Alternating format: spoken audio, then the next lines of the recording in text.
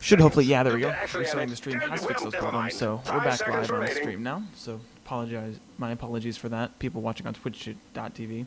But welcome back. This is Amateur Dota 2 League Season 4 playoffs for the European field for the $110 prize.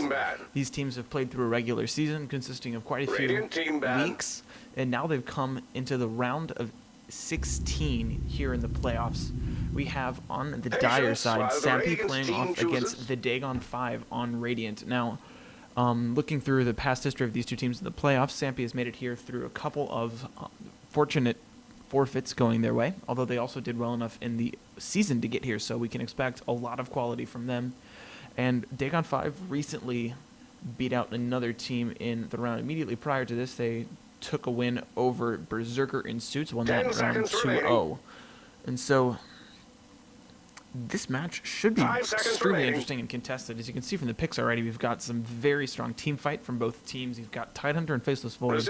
Already a lot of team fight and initiation power coming from that for Sampi.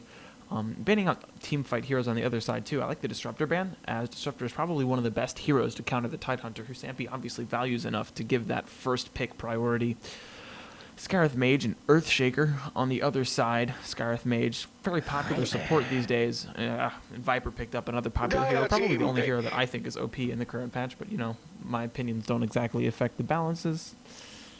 People do what they want to do. Anyway, Scarif Mage, very strong support, Guts the Slow. Earthshaker, another strong support who I kind of saw a lot of resurgence and a good amount of play in TI4. He's got that extended range for Fissure after the most recent patch, as well as, I mean, stun locks and just excellent defensive support, as well as team fight hero to begin with. So, also limits some of the heroes that the enemy team can pick. He's good against a certain range of heroes, Meepo, Nature's Prophet, Broodmother, Enigma, kind of heroes who have a lot of summon spells. Speaking of summoning spells, Invoker's to pick up for Sampi here, a hero who was played a ton about a couple months ago, but recently has not had as much performance showing up in these games. So, see, I mean, it's always an interesting thing when you see Invoker pop up in a game. You always kind of play this guessing. Alright, so are we going to see Quas Exhort for the Forge Spirits, high ganking power? That's probably the most popular in the current metagame, but there's still a couple players, and I really respect these players because it takes a bit more skill, as well as like better game sense of when to use your spells. The Quas Wex still gets played a fair bit, and that's kind of, I think he kind of has, this Invoker has a lot of options about how he wants to build, because he's got lockdown coming from Faceless Void and Tidehunter, lots of big AoE lockdown, giving him the opportunity to go for more damaging spells from a kind of Quas Exhort with a little bit of Wex sort of build. He can go possibly, I mean, he's got the possibility of even going Exhort Wex here and not maxing the Forge Spirits if he wants to seriously do some damage, while Faceless Void and Tidehunter lock people down. Obviously, Forge Spirits, always a good option. Very solid build. Helps him win out that mid lane against what looks like a Viper lane, which is not a lane that really works out for Invoker, especially when he gets kind of he takes a lot of pressure from the Orb Harass. He's got base damage problems unless he goes for an Exhort-based build, and even then, Viper with Nether Toxin just completely can dominate the lane. Centaur War Runners pick up here from Dagon 5. That will probably be their off laner. That's where we typically see this Centaur played, although we see him solo safe lane and occasionally in tri-lanes as well. Skywrath, Earthshaker, or Centaur would definitely be a scary tri-lane if they wanted to opt for that kind of play. Could even be something that could deal with the Faceless Void, as Fissure has the range to catch up to time walk, as long as you time it correctly. Obviously, if Void is in the process of time walking, you won't actually get stunned. But if they can time it like that, he ought to be able to get some kills against an offlane Faceless Void. They also, though, Sampi have a lot of options in their laning here. You've got Invoker, who we've seen played both as a position 1, as well as a mid laner. You see Faceless Void offlane as well as position 1. Tidehunter, who's been played both as mid by a couple teams, most notably Mushi on DK, and Dendi played him a couple of times on Navi prior to TI4. And Jakiro is going to be the next pickup for Sampi, so kind of taking like, looks like they're taking kind of a Cloud9 sort of approach to this. The Jakiro support, very popular. Actually, I've seen Eternal Envy played as a position 1 before against Empire in some tournament. That was probably the craziest thing I've ever seen. It's something that maybe I would do in a pub, where, you know, you're just screwing around. It's like, oh, I can win this mid lane. This guy playing against is a scrub. I'm going to go Jakiro, show him exactly what I show him what's up. but they're going to pick up. That's probably not what's going to happen here. You're going to see Jakiro in a support role. He combos very well. Faces Void. You throw down the Cronus here, and people are forced to sit, take all of that, whatever his ultimate is, Macropire damage. You got the Ice Path to follow things up and set things up as well. And then additionally with Tidehunter, there's a ton of AoE lockdown, some nice AoE magical damage, as well as some right-click damage if Faceless Void gets some items. And if Invoker goes for that Quas Exhort build, Quas Exhort build that focuses on those Forged Spirits, getting physical damage, minus armor, etc. 5 seconds remaining. So we'll see what these blast bands are for team composition here. This is Lion gets banned out by Dagon 5. I can understand that. With the combo that they have, the Gundam Scepter Lion could literally one-shot their team. They've got the AoE to lock people down and set that up. And also Lion is just an excellent support to be dealing with the kind of heroes that Dagon 5 have on their team. Mana Drain does a lot of work against Skywrath, Earthshaker, and Centaur, preventing them from using their spells to full effectiveness. He's got tons of lockdown. Additionally, what Sampi, they do have Ice Path, but other than that, the only lockdown they really have is maybe an Invoker spell if he goes to the Colossus build, but otherwise it's just Faceless Void and Tidehunter with the ultimates, and now we get Pugna. I think this is an excellent pick for Dagon 5. This is going to give a strong counter to Invoker and force every single spell he casts to both damage him as well as drain his mana, which is something that Invoker desperately needs to be able to have any kind of effectiveness in mid-game team fights. This may force him to go into a Cosplec sort of build so that he can get the mana drain coming out of 10 seconds remaining. EMP, just in order to keep his spells going. And then 5 seconds remaining. This is also going to be, I think it's going to be a core Pugna based on their lineup. Earthshaker, Skywrath are going to be those supports. It gives them more early game, more pushing, which means that the late game oriented lineup that Sampi kind of have right now with a sort of tanky-ish, turtley here support that Jakiro is. Faceless Void, obviously, strong late gamer. Tidehunter, who goes well into late game with that refresh ultimate. Invoker, obviously, a late game hero just by design. He's going to go for Midas and say, I don't want to play you guys until maybe 20 minutes from now, so if you don't mind ganking me, that'd be great. Not ganking me, you know.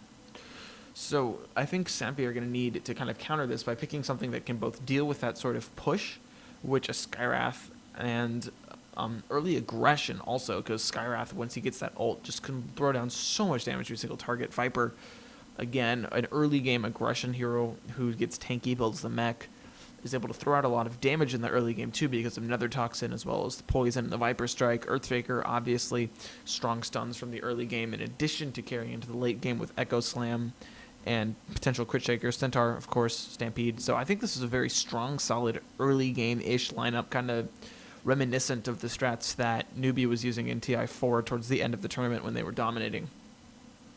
Have to see what Sampi does to counter this. They either need to get something that gives them a lot of counter push. An option is Coddle, Lena. 10 seconds remaining. They do need another support. They can grab something more team fighty and hope to prevent the death ball from the Vengeful Spirit. All right, so this adds to their right-click damage as well as with some minus armor, so that'll combo well with the Faceless Void. It gives them a decent tri-lane.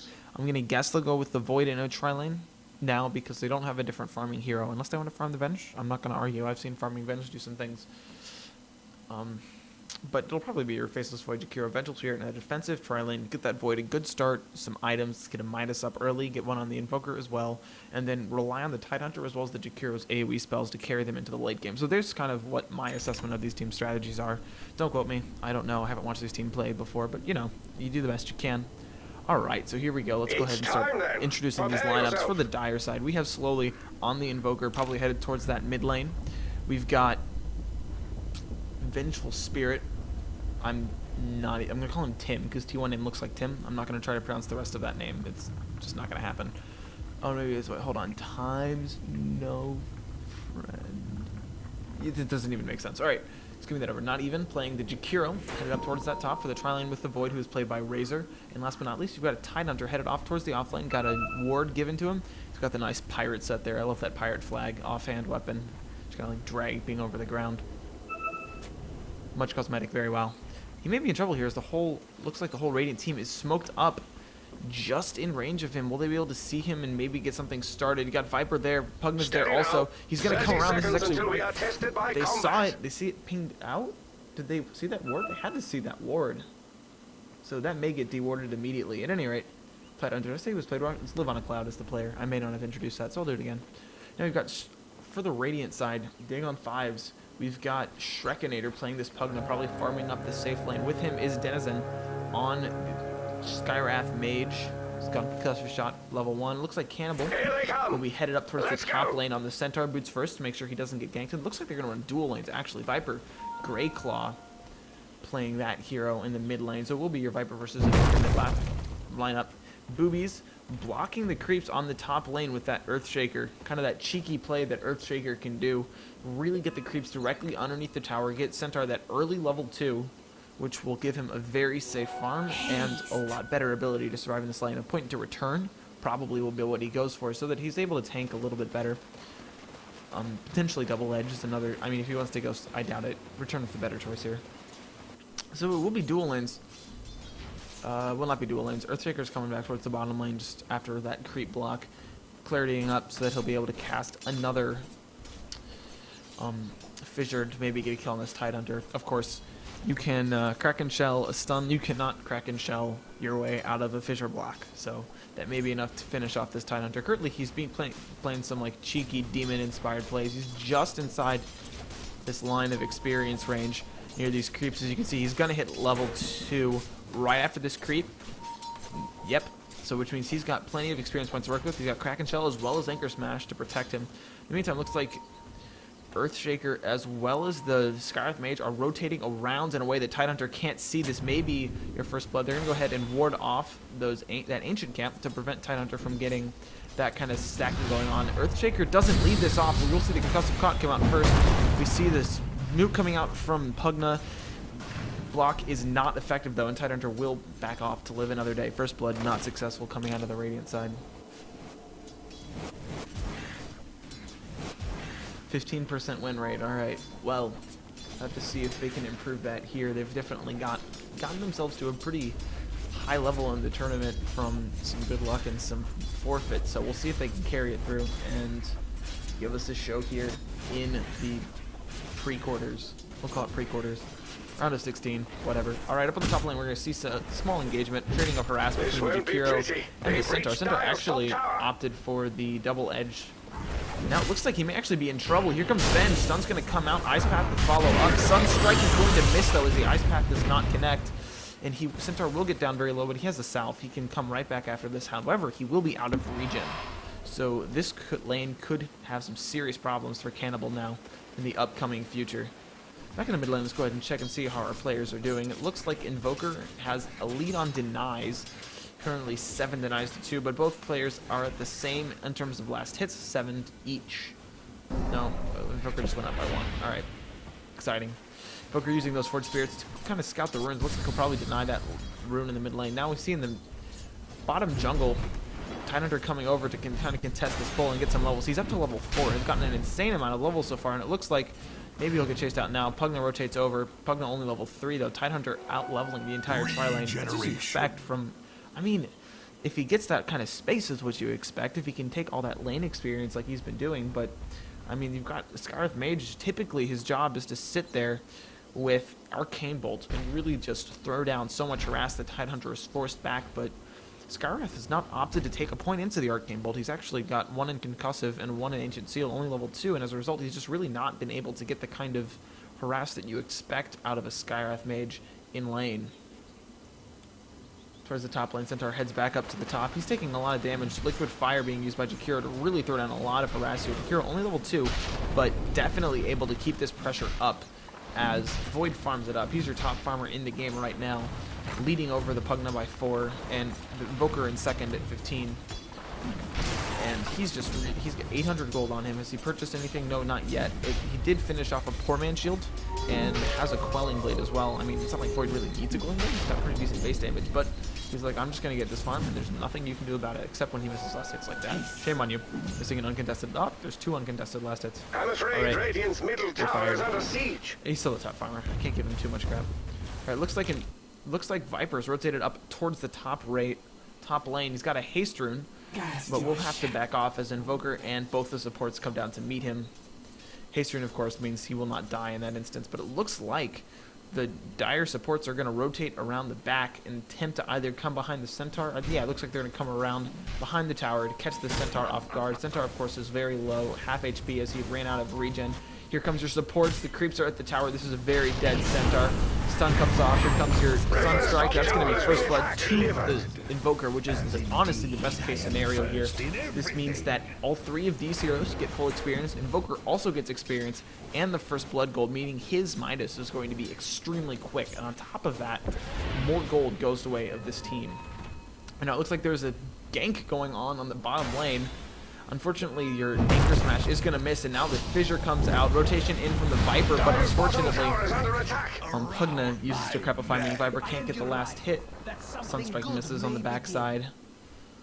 Meanwhile, tower is under attack. Stars 0% win rate for D5.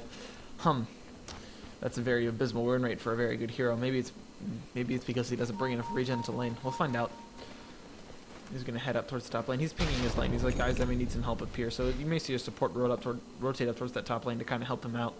Now that they got the kill on that Tidehunter, that's a really important kill for these supports, as these Radiant supports were doing very poorly in terms of gold, as you can see from the gold graph. Sampi had been actually getting a significant gold lead because their supports had been having an easier time in the jungle, pulling and stacking because Centaur wasn't applying as much pressure. Now it looks like there's been a full rotation from Jakiro down to the bottom lane. I guess that's not a full rotation.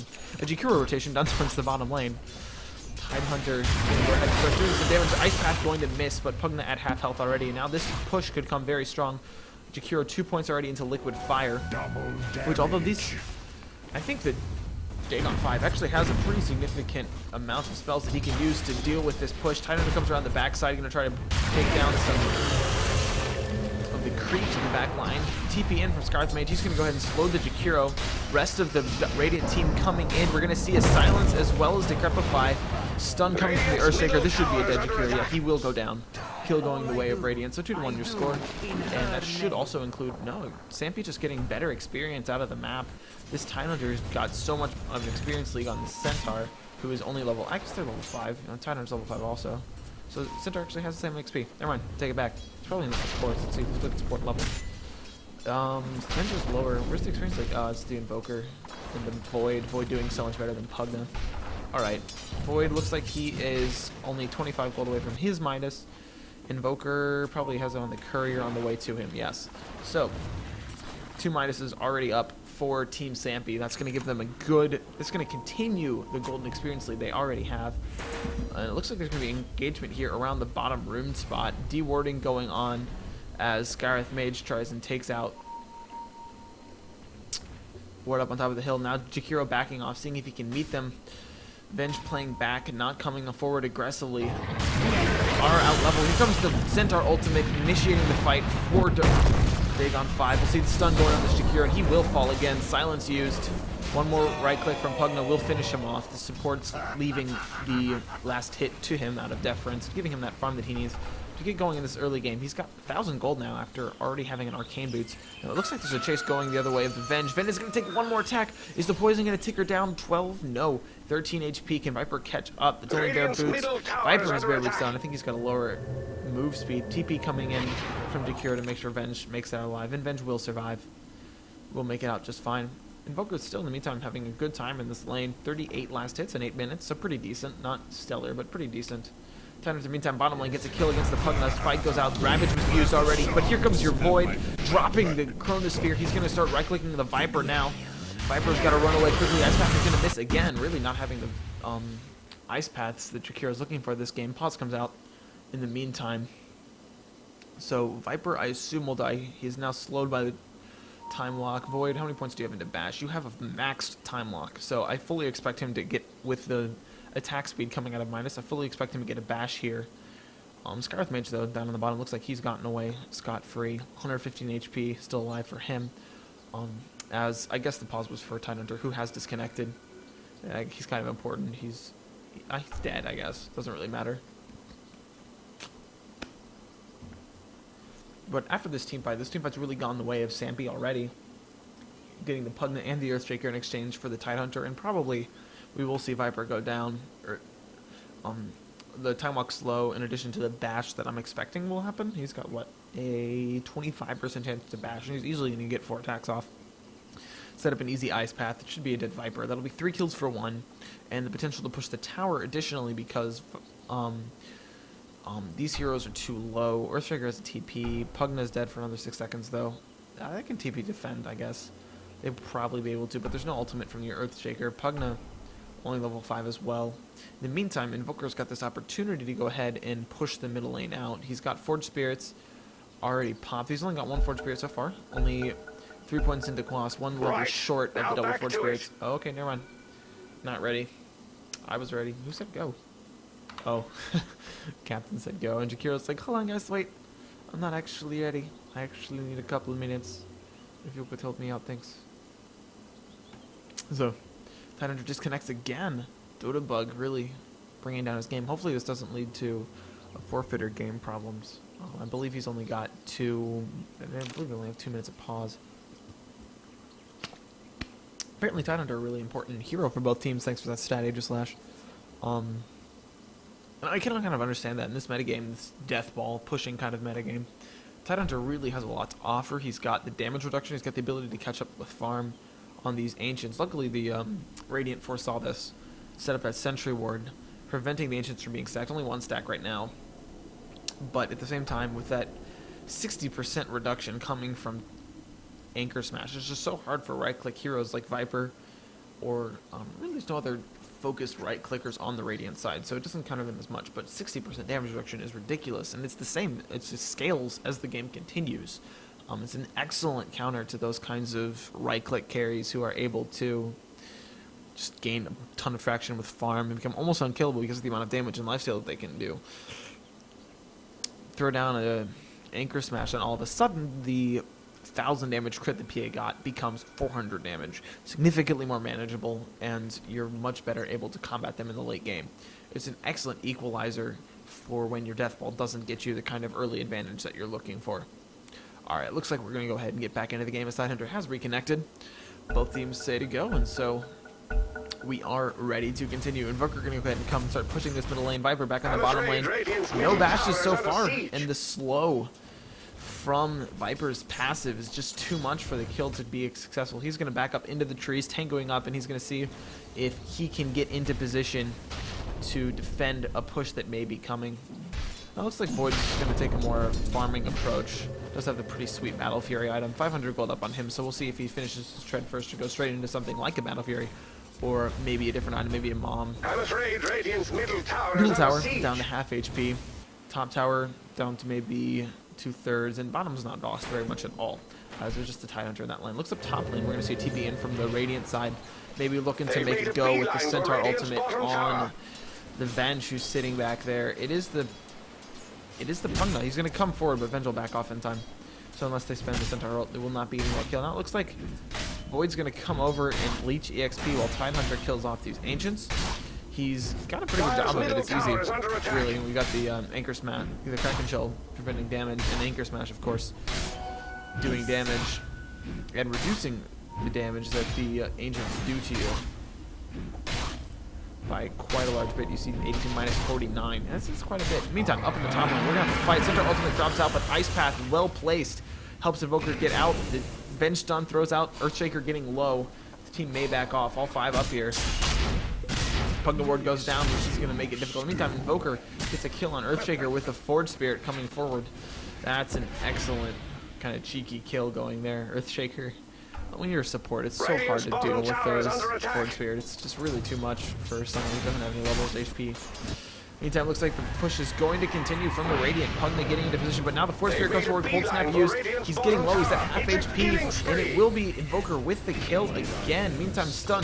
Now on Skywrath Mage. Ice Path to follow it up. This should be a dead Skywrath. It's going to be 3 kills now for the Dire on a 5-hero push. And Tidehunter also in the mid lane, probably going to take this tower. This is a disaster for Team 5 Dagon. This is, or Dagon 5, I guess. Dyslexia. It's rough. Oh, here comes a stun coming out of the Tidehunter. TP in as well from the Pugna. He could get low here. He's going to try to get the make sure he doesn't die. And actually, he uses the Ravage to try and get a kill, maybe against the Pugna, but he will not be able to. Gets brought down by Viper, rotating in from the backside. That will be a kill. That's totally worth it, though, to prevent the tower from being Denied, and now it looks like some silence as well, some slow being used on the Invoker. Just harass being thrown at him. He's got plenty of quas. He can regen this back up.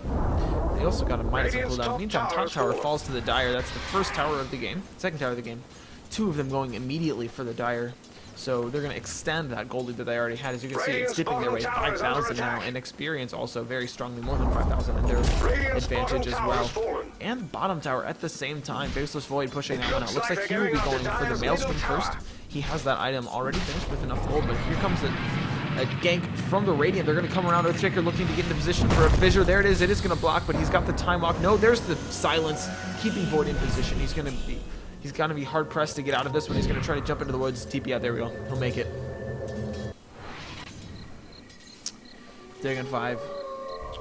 It's an interesting pick, the Pugna. I think it does fit this lineup. They're going to have to really make use of it, though, and kind of rely on it from this point forward, because without that kind of pushing power, they're not going to have a whole lot of... They're not going to have an easy time getting back into this game now that they're starting to lose a lot of map control. Titans are back at the Ancients again. He does not have a stack, just taking them from scratch here.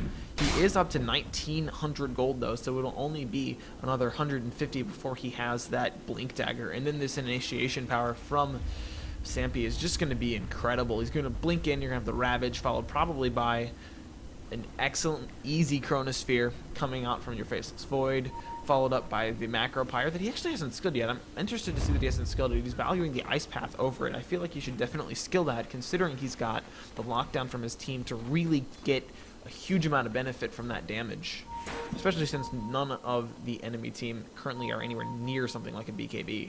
Pugna, very low, only Arcane Boots and a Ring of Basilius, so 700 gold. We'll see if he can get an item. Viper has the mech finished and is working towards finishing off his treads. Centaur, let's see what he's got. He's just got boots and a Iron Branch, again 200 gold away from his Blink Dagger. Tidehunter has the gold for his Blink Dagger, so we'll probably see him pick that up before this fight goes off, just to make sure that he is able to have the gold in case he gets brought down. But it will be a fight, 5-on-5 it looks like, down at this tier 2 tower. Tidehunter walking back to the secret shop to pick up a blink to make the fight happen. Looks like Sarah the Mage is going to rotate around, throws down a Sentry Ward, comes around to the top to do ward, but he may be in a dangerous position. Here comes Invoker. Can we hit the Ice Path across the tree? No, just a little bit shy on the range. And now Tidehunter comes back in. As Radiant comes ahead in front of their tower, if we get vision here from the Dire, he may want to jump in. The whole team is clumped up right now. This could be a catastrophe for Dagon 5. Void is in position to get off his Chrono. He's going to jump in and get a Chrono on 5 heroes. Sunstrike comes in. That's 2 already gone. 1 from the Sunstrike, 1 from the Void. Invoker spells, 4 already gone. And this is just a complete destroying team fight from Sampi. Excellently executed. They thought they were safe behind the tower, but Void said, no, I'm here. I have a Chronosphere. You are going to die. That's probably the best Chronosphere I've seen in a competitive game.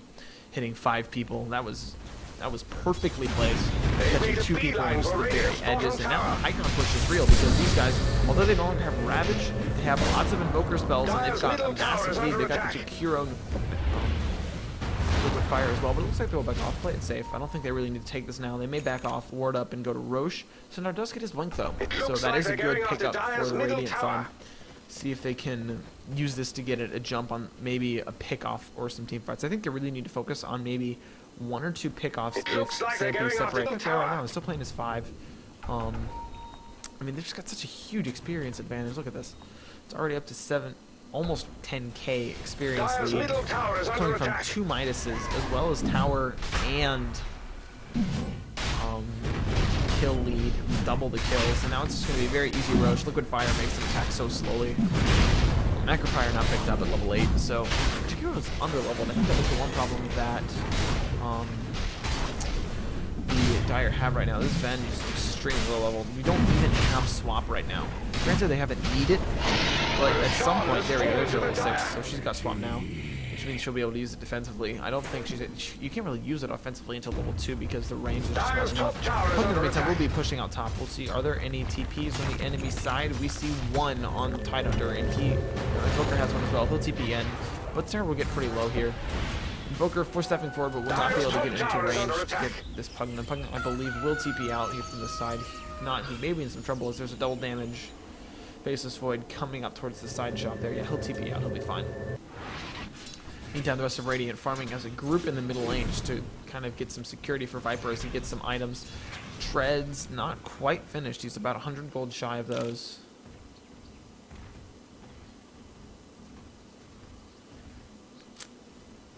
See Viper continuing to farm Viper. Yeah, he's gonna finish up that Treads in the meantime very quickly. Looks like top though is gonna get pushed out by Dire here. You got double damage Faceless Void with Chronosphere back up.